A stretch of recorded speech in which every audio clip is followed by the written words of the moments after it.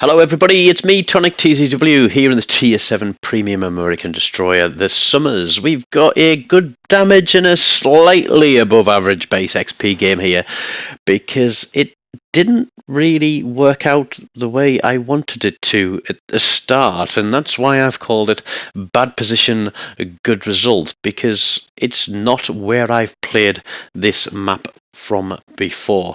But just to give you a quick overview of the ship so you can see what modules that I'm running on it. There we go.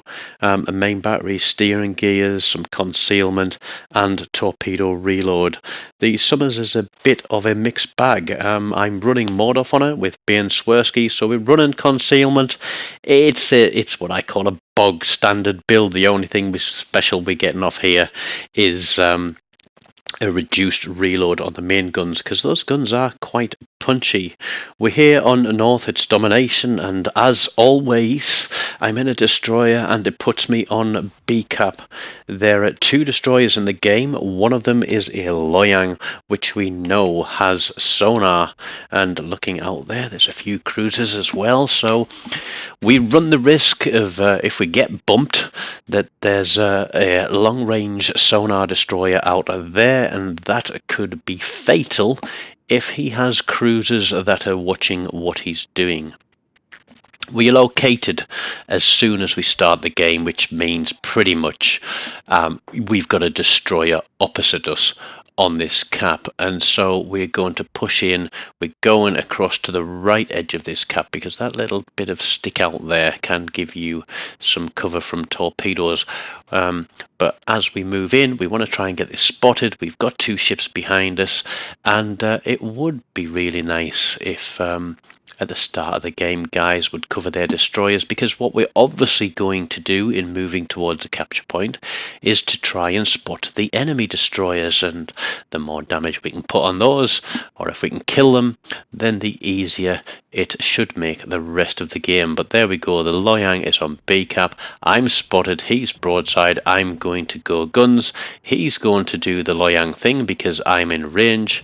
He is going to smoke up, he is going to slap his sonar on, and we are going to be detected. But there we go, I'm getting my torpedoes out, and in hindsight, Loyang running his sonar is going to see them coming from miles away.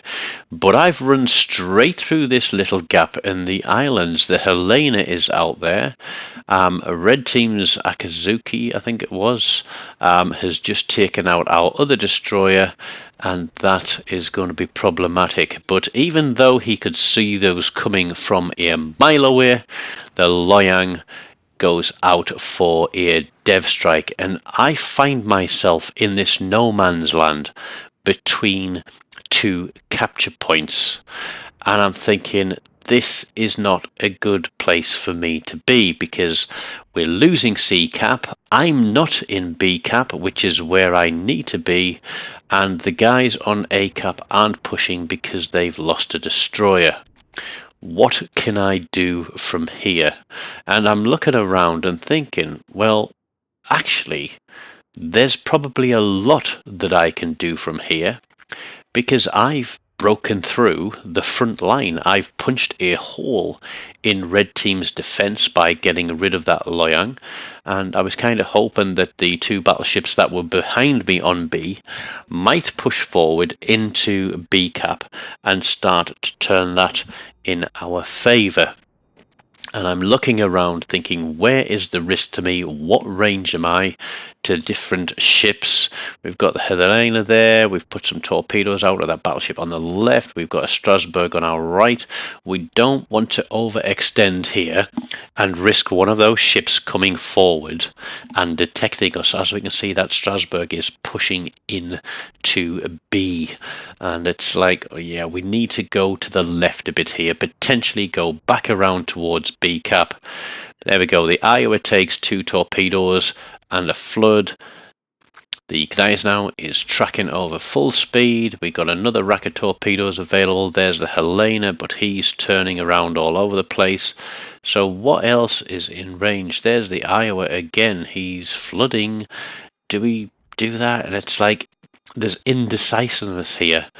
Another Helena who's pushing forward. We've got a battleship there pushing into the cap, and we're going to try and sneak back around, keep things spotted for the team whilst remaining safe ourselves. And I really do think this is the first time that I've played from this position in the map, and it was very, very unusual for me. There we got torpedoes have just hit the Gneiss now. The Strasbourg, I think, is going to slam on the brakes and get away with that one. Yeah, lucky bugger. And those torpedoes are still tracking across towards those guys. The Gneiss now has obviously damage controlled. Everybody seems to be running for A because blue team have now pushed into C. There's the Helena pushing in. We'll put them across there because that Strasbourg still might reverse out again. The Otago is there, who appears to be doing a bit of a chicken run because blue team have got some balls about them and they're starting to push. And I still can't go out much further than I already am because you look, that Gneiss now was at 5.6 kilometers, which is only 200 meters further out than my concealment range. But here we go. I was thinking, can other people see those ships? No, they can't, because that would have been great positioning for me to get some guns on. I was looking, I'm thinking, surely somebody must be able to see something. Yes, they can. Here we go. Now we can get some guns on. Let's see if we can light some fires. That Strasbourg is backing up again. And here we go. We're just going to be a nuisance here. Goliath now blind fires my smoke screen. I probably get a little bit lucky there, given that he's only got armor piercing loaded. Strasbourg is in full reverse, so we'll switch fire to him.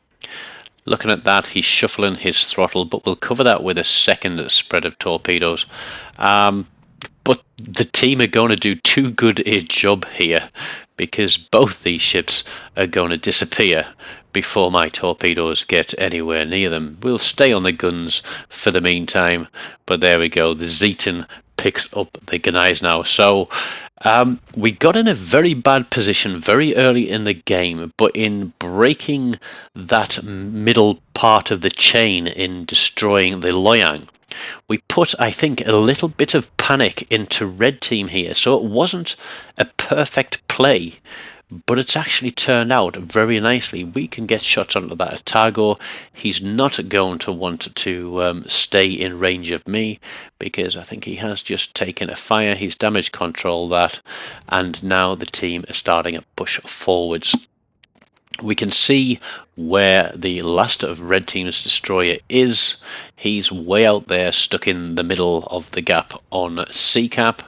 We're going to see how long we can keep it going on the Otago for, but it's going to become a game of kiss chase as blue team start to push through and red team start to run away. Now, it's easy for a team to get kited, and that's something you've got to be very aware of. If ships are going away from capture points, then be very aware of capture points that start to be turned, especially if you've got destroyers that are unsighted or have been unspotted for some time, because I've seen a number of games that have been lost because one or two ships on the red team have started pulling ships away from the capture points, kiting them away, and that has allowed a destroyer to go zooming around the capture points or zooming into the home base, because everybody gets a bit thirsty for a kill and is target fixated on these ships that are kiting them away, and they lose sight of everything else that is going on around them.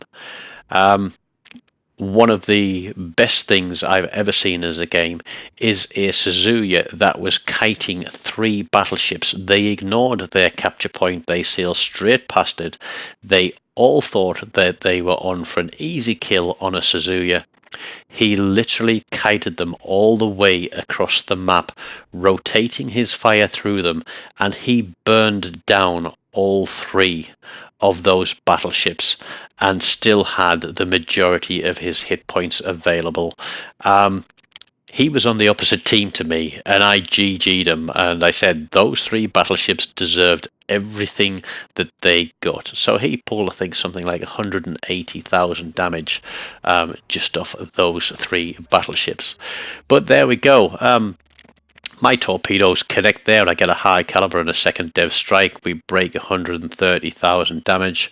The Otago is out there. The Helena is out there. These guys are running.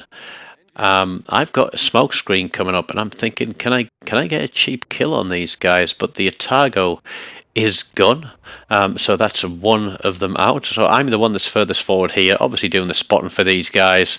The Helena goes to turn in again, so we pop a shot trying to play a distraction, thinking we get another salvo in and then we can smoke. Here we go. We get a fire on him. It's ticking. He damage controls, and then the Zeton lands another salvo on his head. So quite a reasonable damage score. Some unusual play from a position that I'm not used to, a bit like turning the page in the Kama Sutra. It is what I'd say is a slightly above average game as far as the base XP goes, but we do pick up top spot, which is always nice to do for the team. It's nice being MVP, isn't it?